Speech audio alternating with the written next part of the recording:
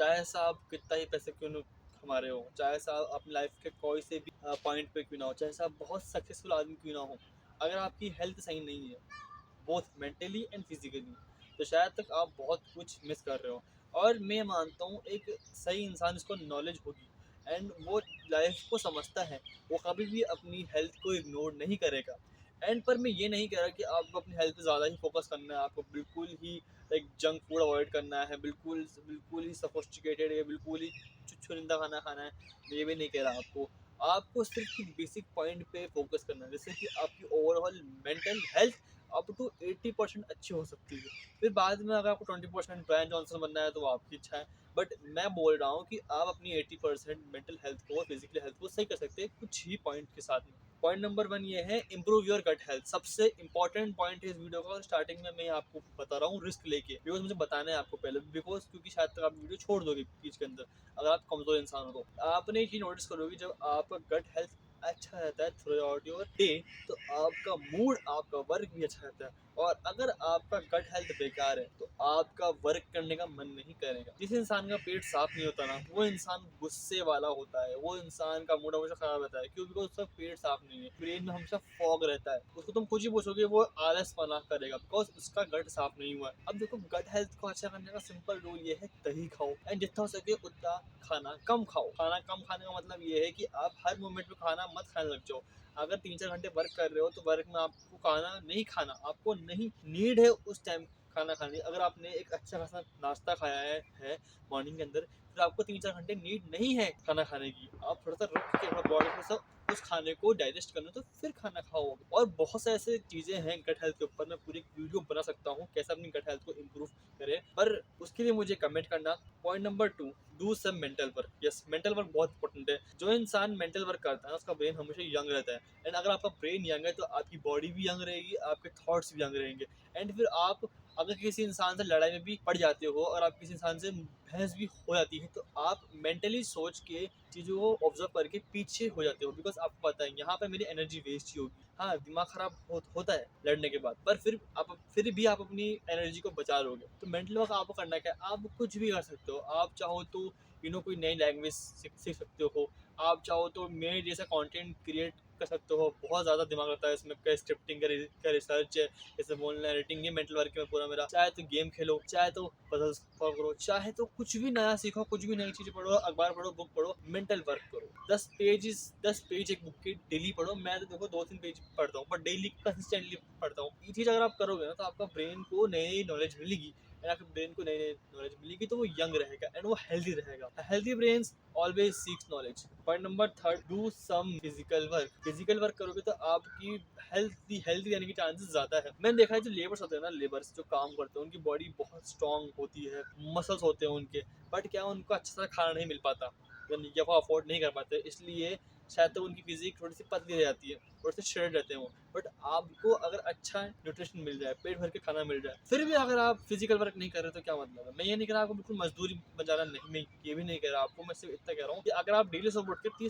30 minute अगर आप walk भी करोगे ना, तो फिर आपकी मेंटल हेल्थ को बहुत अच्छा करेगा। और अगर आप मेरी तरह घर पे वर्कआउट कर सकते हो आधा घंटा, तो वो भी आपके लिए बहुत अच्छा है। मैं अभी घर पे ही करता हूँ वर्कआउट, सिंपल। मैं 3 साल से घर पे ही वर्कआउट कर रहा हूँ और अच्छा हो रहा है, मेरी बॉडी पहले से बहुत अच्छी हो चुकी है। तो जब तुम अपनी फिजिक पे वर्क करोगे ना, तो तुमको 90% लोगों से आगे बढ़ने से कोई भी नहीं रोक सकता। वॉरियर हमेशा शांत के होते हैं, फिजिकल वर्क से वो थके हुए होते हैं। उन्हें पता होता है हमको हमारी एनर्जी इन चीज़ों में नहीं लगानी है, पॉन में, फालतू चीज़ों में, किसी से बहस में नहीं लगानी है, हमको हमारी एनर्जी वर्क में लगानी है। और वो बड़ा इंटेलेक्चुअल और फिलोसफिकल सोचते हैं। Point number 4, have a simple life. अब सिंपल लाइफ से मेरा यहाँ मतलब नहीं कि आपको लाइक सुबह उठना है, ब्रश करना है, चाय पीनी है, बैठे रहना है, फिर बैठे रहना है, फिर बैठे रहना है, टीवी देखना है। सिंपल लाइफ का मतलब ये है कि आप कोई चीज़ डेली कर सकते हो। मैं डेली सेम मूंग खा सकता हूँ, मैं डेली फिक्स टाइम पे सो सकता हूँ, फिक्स टाइम पे उठ सकता हूँ। आपको अपनी लाइफ में कम टास्क चुनने, पर टास्क को